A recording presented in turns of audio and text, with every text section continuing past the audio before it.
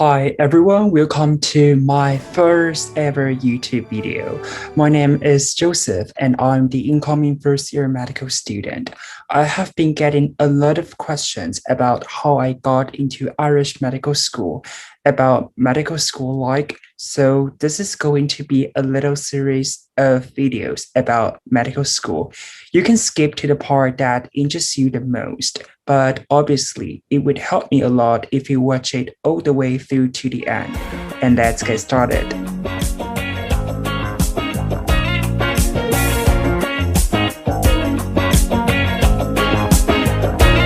When I close my eyes, I can almost see it. So the first thing that you want to be aware of is graduate versus direct entry medicine. So personally, I'm the direct entry student. What that means is that I have not done a degree previously. And as a result, the course is a bit longer. So everyone in my course will be doing a 5-year course direct entry medicine. And as a result, it is 1 year longer than the graduate entry medicine course. The direct entry student will do a 5-year course and they come in after doing the Living Cert exam. Then they do what's called HPAT exam. So HPAT exam is more like the aptitude exam. So there's a little bit more of an aptitude element to it. However, I have not set it myself as the exam is only required for the EU student. So I will not give you my personal advice to it, but that's the direct entry medicine and graduate entry. 4 years for direct entry, 4 years for graduate entry, and 5 years for direct entry. And obviously, different age between the two as a result. So secondly, am I the doctor? And the reason I say that is because one of the things that you might think is that, once you study medicine, once you get into medical school, that at the end of this, you are just this genius doctor that knows everything about health, everything about disease. But this is not the reality. The reality is that medical school sort of gives you a base from you which have to try and work your way forward. So you come out of studying medicine, particularly where I am at the moment, kind of beginning of the degree. So I'm very much at that base, having all of these subjects that are kind of taught independently. They link together a bit, but it does not really tell you how you're going to be able to actually manage a patient when you are working with them in the real world, in a hospital, in a GP practice, and etc. So as you progress toward the end of the degree, it has become more applied. But still, once you get out, you are at the bottom of the chain. So as an intern, when you graduate, there is still so much learning to be done, so much expertise to be gained. And as a result, there might be a difference between what you perceive your knowledge level to be in and when you actually go out into the real world. Generally, if you're studying medicine, family or friend might think that, oh, they are basically a doctor. I'm going to, ask them some medical question. And you might think that yourself before you start studying medicine.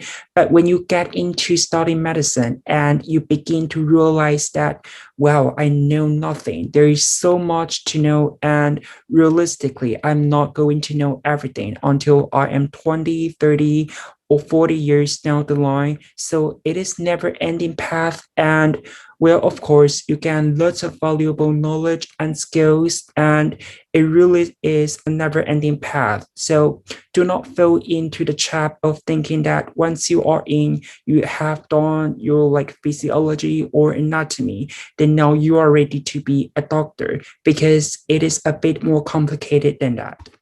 So thirdly, you will have the opportunity to meet lots of new people, and which is one of the great things about medicine, particularly direct entry medicine. So I am a bit biased in that sense. I have had the opportunity to meet people from the most diverse background, so people from different countries that speak different languages, and most of the classes are not even Irish. So we might got some people from Canada, America, Australia, and other countries all over the globe. So that is one of the nice thing is that you get exposed to cultures of other people. You get an idea of how they have come to this point in life. So obviously they have not come out through the standard living cert approach that people have gone through here in Ireland. So it is interesting to learn from those people. But not only that, there is also diversity in terms of people's background, such as their family background. So there might be people who come from engineering background, business background, or medical background. So lots of different family background, different routes to eventually study medicine. So as a result, you do not get stuck in this total echo chamber. Well, medicine is a bit of an echo chamber in that a lot of things you talk about with your friend end up being medicine related a lot of time, unfortunately. But you do have that benefit of everyone having their own personal strength or their own personal weaknesses. And as a result, that gives you an opportunity to grow, which is, of course, beneficial. So number four is free time. Okay, so this is one of the main thing people kind of freak out about. When it comes to studying medicine, you will watch medicine videos online, vlogs, day in the life of the medical student, and it can seem like there is just never an opportunity to engage in any of your hobbies, any of things that are meaningful to you. But the reality is that you will have time once you manage your time in medicine. You will have free time. So personally, I exercise alongside my high school study. So I go to the gym and play tennis 4 times a week. And that, of course, takes a lot of my time too. But by managing my time well personally through my high school study, I am able to afford time and to invest in things that are related to my interest. So you do have time, you will have time provided that you manage your time well. So do not be scared of studying medicine just because of the time investment. It is manageable once you put in the work, but of course you have to put in the work. So there is a big time investment, and it is certainly more time intensive than a lot of other courses. So number five, there are differences between university. So while we are talking about studying medicine in Ireland, there are differences between the different area that you could study. So for example, I study at University College Cork, and the way our course is structured is that, we have more lectures early on that are dedicated to specific subject. So we have a little bit of small group learning, but if we were to compare that to somewhere like University College Dublin, they do a lot more of small group learning and problem-based learning and type of approach. So there are differences between the course structure.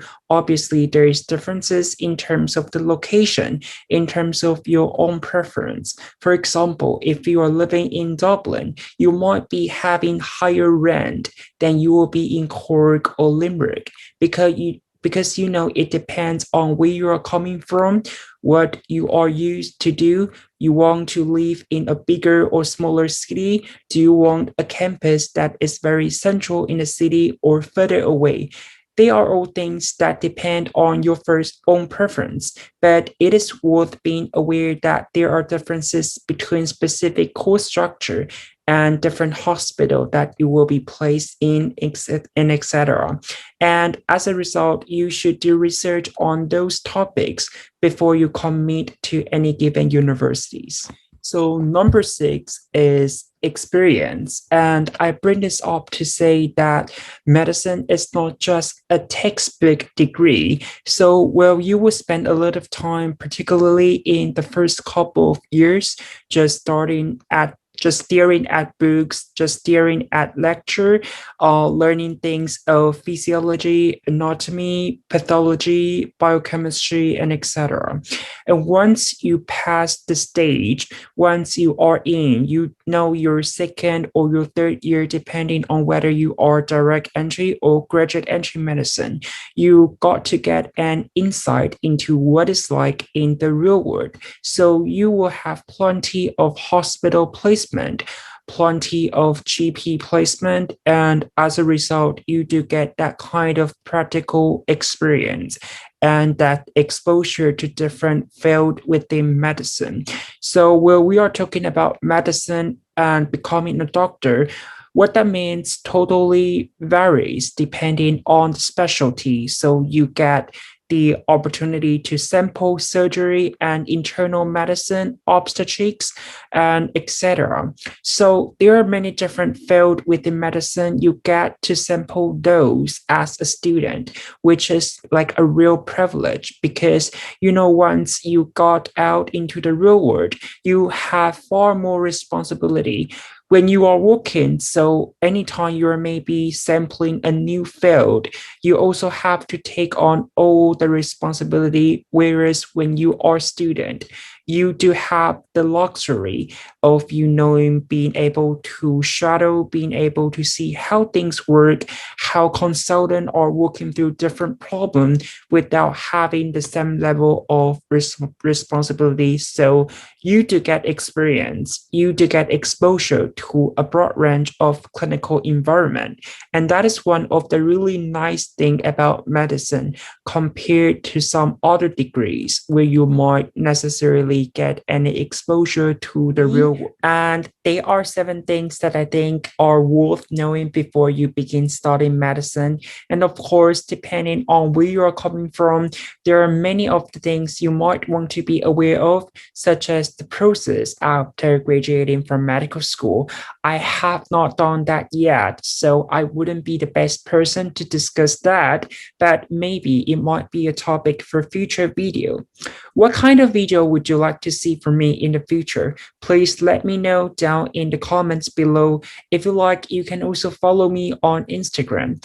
I will be posting some questions and you can then decide what my next video is going to be about.